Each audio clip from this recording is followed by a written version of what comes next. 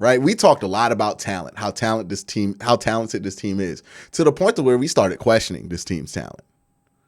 Well, what they did on Monday Night Football showed me, no, the talent's there. They definitely are as talented as we think they are. They are. They did that with a bunch of dudes out. This is how talented this team is. Now they have to ask themselves the question of, why can't we be consistent? Because if that team that we saw on Monday night gets Deshaun Watson and they're consistent, you can win a Super Bowl with that team.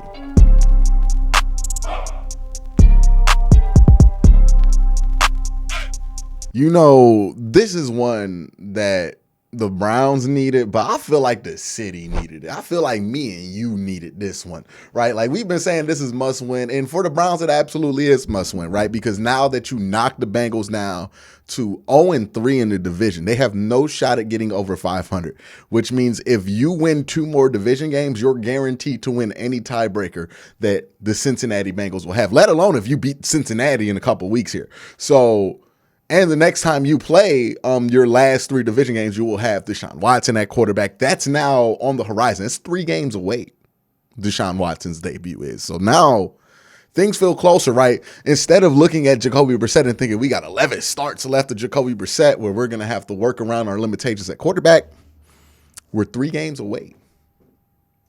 3 trades, 1 month. And that really changes things, right, when you know that's on the horizon. But now at 3-5, you go into the bye week. Kevin Stefanski, I think he's 2-0 in both of his bye weeks so far. He gets to play a Miami Dolphins team that's been up and down, struggling, that can't really run the ball well. They try to, but they're not very good at it. So you get to play a team there that can't really attack your weakness. You win that game, you get to 4-5. Look, we all know Buffalo at Buffalo, that's going to be what it's going to be, right? Probably going to be a 6 loss, right? But if you beat Tampa Bay, who, if you've watched Tampa Bay lately, they just don't look good and they really can't run the ball. Like, Cincinnati's not a good run the ball team, but Tampa Bay's even worse at it. And all of a sudden you're at 5-6 with Deshaun coming back, with 6 games left in the season, with 3 division games on the table, with the Bengals team that is without Jamar Chase for 4 weeks and might drop a couple games that nobody expected them to drop. And now you see how the Browns can get back in. Now this Baltimore, they just made a huge trade for Roquan Smith. They're trying to seize the division, but they have their own problems too. All I'm saying is everything is wide open now. You won this game, everything's wide open. You go into the bye week with a renewed sense of hope and optimism, with a renewed sense of something can be gleaned out of this season, and it changes everything. And boy, oh boy, we talk a lot about motivation, right? Well, like a lot of people's gripe about Kevin Stefanski is he doesn't yell enough. He doesn't scream enough. He doesn't motivate his guys. Well, if that didn't look like a motivated group tonight, I don't know what to tell you. He might not be the most vocal or demonstrative motivator, but when the Browns' backs are against the wall, they usually play their best games. And this was a back against the wall moment. They played their best game. They played a complete game on both sides of the ball. And I want to show love to the defense because, man, this defense, rightfully so, has taken a lot of flack because they stink. They stinked at some, like they were awful at some points. Just embarrassingly awful. And it is unfortunate that they could not start the season like this, right? You always want to start the season at your best. Man, we start this season like this, we talking about a Browns team that might be trying to get the 1 seed right now, let alone trying to get the division, right? Because then you win like 4 or 5 of those games at the beginning. Nonetheless, you don't get those games. You have to claw your way back in. But boy, did that defense look. That's what I thought it would look like, right? Without Denzel Ward, without JOK, they had a bunch of reserves in today. And I know the Bengals had some reserves in too. I'm not overlooking that. But the Browns had a lot of reserves in also. And our reserves outplayed their reserves, straight up. Sione Taki. Not enough respect has been paid to this man over the last 2 years. I think I've been one of the few people that's been out here talking about how Taki can play a little bit, right? He's got a role on this team. And boy, did he show out today. Had that huge strip sack on Joe Burrow. Had a couple of huge plays, just a sure tackler. Great game by Sione Takitaki. I even thought Deion Jones played well in his limited snaps. And I thought Martin Emerson, we got to start talking about Martin Emerson as like a legit good corner. Like, I think when we talk about Martin, we still think, hey, man, he's going to be good. No, he is good. He is good. Especially against specific type of wide receivers that the Browns have had issues with, right? You know, with Greg Newsome and Denzel Ward, the Browns are able to cover a lot of those shiftier finesse guys. But when it comes to those muscly guys, like Tyler Boyd always is a pain in the ass when we play the Cincinnati Bengals, because he always gets a third down, like late, or he always gets something because he's just physical and crafty. But Martin Emerson don't play none of that, man. He is physical. He is a sure tackler back there. And on third and short, he is phenomenal. He is straight up phenomenal. Like when you put him in man and short yardage situation, he is phenomenal. He had that play to clinch this game today on fourth down. Remember, and we're not going to remember this because we didn't end up winning that game, but remember, the Browns had a very good chance to win that game in not San Diego, against the Chargers, because of a Martin Emerson stop on fourth down on Mike Williams, who was burning everybody that game, except him. I'm just saying, man. I'm not a fan of tall corners, but I'm a fan of Martin Emerson. That man got something right there. Andrew Berry did a good pick there. That's a good one. Oh, Martin Emerson, man. And Alex Wright. Gotta give, like, I know when you lose a lot, everybody gets criticized and everybody wants to fire everybody, but boy, did Alex Wright show up. Boy, did some of these young players really show up today. A.J. Green had an interception today. I thought he played well. Greedy Williams, I thought, had a decent game here. Like, he had that one play he got caught up on, but I felt like that was an OPI they didn't call. It is what it is when it comes to that. But I felt like overall the defense played well. I mean, do I even got to say Myles Garrett's good anymore?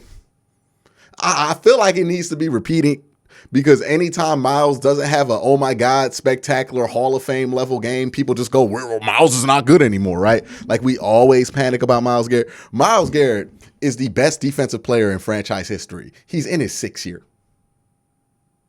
Like, not since expansion, right? Not since 1999. No, I'm saying Myles Garrett is the best defensive player to ever play for the Cleveland Browns. Ever. Like, you can go back to the 50s. Ever. Paul Brown era. When they was actually winning champ. He's better than every single one of them. He is by far the best defensive player to ever play for this team. He's not even like 28. Can we just appreciate when we have a Hall of Famer? That's what he is. He is a Hall of Famer. Lock, stone. He might be the best Browns player to wear the uniform since, well, we can go back to Kozar. And Kozar might get the edge because he's a quarterback, but Myles was better at his position than Kozar was. Like, yeah, like he's up there. Him, Joe Thomas, Nick Chubb, they're up there. Myles Garrett is special.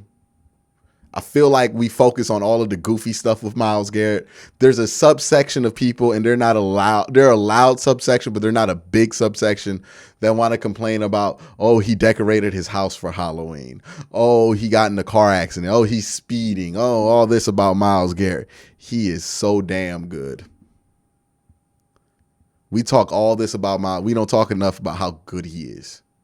How lucky we are to have a guy. Think about this, man. This how good Myles Garrett is. Look at the players who win in 2017. TJ Watt wins 2017 draft. Deshaun Watson wins the 2017 draft. Pat Mahomes was in that 2017 draft. Myles Garrett went number 1 overall in it, and nobody ever says that was a bad pick. I ain't seen something like that since Akeem Olajuwon went over Michael Jordan. Nobody says anything. You ever notice that nobody ever says anything about Akeem going over Michael Jordan? Like, that's how good Akeem was? This is Myles Garrett is Akeem Olajuwon to Pat Mahomes is Michael Jordan. He really is. That's really what it is. The same way Houston wouldn't want to undo that, the same way we ain't undoing it, right? Not enough appreciation goes that way. We tend to appreciate other players, but like Myles, for whatever reason, there's a subgroup of people who want to choose to be ignorant about Myles. Man, if you don't want to appreciate one of the best players in franchise history, that's on you. I'm going to appreciate it.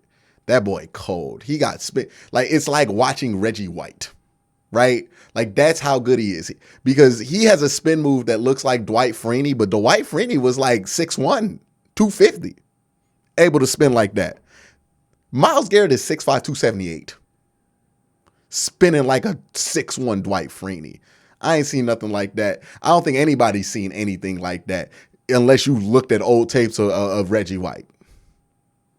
That's how good Myles is. That's how freakish of an athlete he is. Insane. Insane athlete. Absolutely absurd how good Myles Garrett is. We don't talk about it enough. MJ, Greg, hell, man, if Denzel can get it back together and become back to form, this secondary looks pretty goddamn good. Just saying. Just saying. Now let's talk about the offense. Shaky start. Only 11 points to start the game. I thought they had a bad first quarter. It was a terrible play call and a double reverse pass to Amari Cooper. He tried to throw it out of bounds. The thing got intercepted. Bad. But things start to stabilize. And this is where they actually played complementary football, right? Because while the offense wasn't able to get it going, the defense held them up. And then finally, once the offense was ready to start throwing some blows, next thing we know, the defense start coming back throwing blows. And next thing you know, the score is 32-6. Offense really got it going in the second quarter. They started playing their game.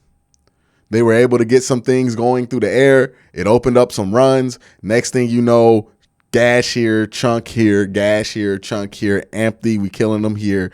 And Amari Cooper was getting open all day. Now, to be fair, the Bengals were out a lot of their corners coming into this game. I don't think they had Eli Apple. Then they lost Cheeto in the middle of this game. And then they lost Brandon Flowers, who's the backup to Cheeto. They had to put Dax Hill, a safety, at corner, and he got absolutely demolished by Amari Cooper. And by the time once Cheeto was out, it was a wrap for that secondary in Cincinnati. Nobody had any answers for Amari Cooper all night. Nobody had any answers for Donovan Peoples-Jones. It was a wrap. Now, again, they had injuries. We didn't have David Njoku. So that's a big piece to the Browns wide receiving attack. But shout out to DPJ and shout out to Amari Cooper for stepping up. Hopefully we can get David Njoku back for the Miami game. But a big time showing from those two players. Nick Chubb, I mean, what more can be said? He's the best running back in football by far. Look, it sometimes gets annoying how much people want Nick Chubb to get the ball because he's so good, but I kind of understand it because when somebody's that good at football, you kind of just want them to get the ball every play. But since he plays running back, he can't get the ball every play, but you want him to get the ball every play. He's so damn good. He's so damn good. I mean, if Jim Brown didn't play for this franchise, I'd be saying the exact same thing that I'm saying about Myles about him. But unfortunately for Nick, the greatest running back of all time did play for this franchise, so I can't say he's the best Brown ever to run the football. But he's damn close. He's pretty close. He's as close as you can get in this era to something like that. Like, he's as close as that is. He ain't Jim Brown. I ain't going to say that. But as close as you can probably get in this era. Great game from Nick Chubb. I thought the offensive line played well. We got depth there. Freehold been in there for like 2 weeks. We haven't even noticed that Wyatt Teller's been gone. And then we had James Hudson come around on that 2-point conversion, just pull and just knock somebody's lights out. I think it was Joseph Asai. It's lights out. This team's ability to get physical is nasty. And this is my one, it's not really a criticism of this game. I don't think there's much to criticize in this game outside of the one bad play call early in it and the sloppy first quarter by the offense. The one thing to criticize about this team after this game is right then and there, you proved it, right? We talked a lot about talent, how talented this team is, to the point to where we started questioning this team's talent. Well, what they did on Monday Night Football showed me, no, the talent's there. They definitely are as talented as we think they are. They are. They did that with a bunch of dudes out. This is how talented this team is. Now they have to ask themselves the question of why can't we be consistent? Because if that team that we saw on Monday night gets Deshaun Watson and they're consistent, you can win a Super Bowl with that team. I just can't trust that they're going to be consistent. So I'm not going to go that far with it. But if this team showed up week 1, if this is the team that we get on a consistent basis, if this is the effort that we get from our star players, if this is the game planning we get from our coaches, if this is what we can turn in, we are as good as Buffalo with Deshaun Watson. We are as good as anybody in the league. We are as talented as anybody in the league. We are as dominant as everybody in the league. We can do it. The question is, why don't we do it more consistently? Because what we saw there was a dominant football team with a dominant defense and a suffocating offense, and they're playing with a transitional quarterback. That should terrify people, knowing what's coming over the horizon for the Cleveland Browns. But it doesn't, because they don't trust the Browns to be consistent. We got to figure out what does it take for this team to be consistent, because if they can be that every week, ain't nobody doing nothing to us. We're going to be talking all that bird and we going to the championship. But until we can prove that we can be that consistently, we can't say that we are. But boy, if we do, watch out. This is what we wanted to see, man. Hopefully this is a sign of more to come. I feel like defensively it might.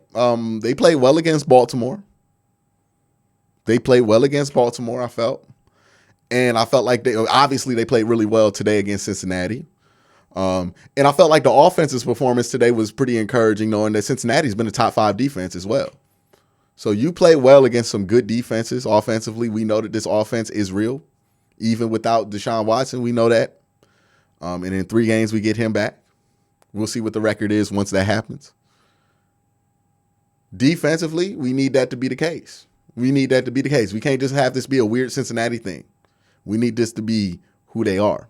Because if that's who we are, we're hard to beat. But our record is 3-5 because we haven't been consistent. All in all, very encouraging day. We needed this one. It's a little bit sweeter going into this bye week. We can talk about other stuff other than gloom and doom. It feels good. And I think I talked to y'all earlier this week about keeping your head up, right? Because you can't see an opportunity that's in front of you if your head is down. This is why you keep your head up, right? This is why you have to look up, not down. This is why you have to, until you're out of it, convince yourself that you can still get back into it, because you never know what's going to happen. You never know who's going to drop a game. You never know who's going to leave a door open. And this is a perfect example. The Cincinnati Bengals decided to leave the door wide open. Now it's time that we go through it. And we wouldn't have seen that door be left open if we were stuck down here looking down. We're looking up. So for everybody at home, for me, I want to say have a great day. Have a good night. And remember, keep that head up, y'all. Keep your head up. Let's keep grinding.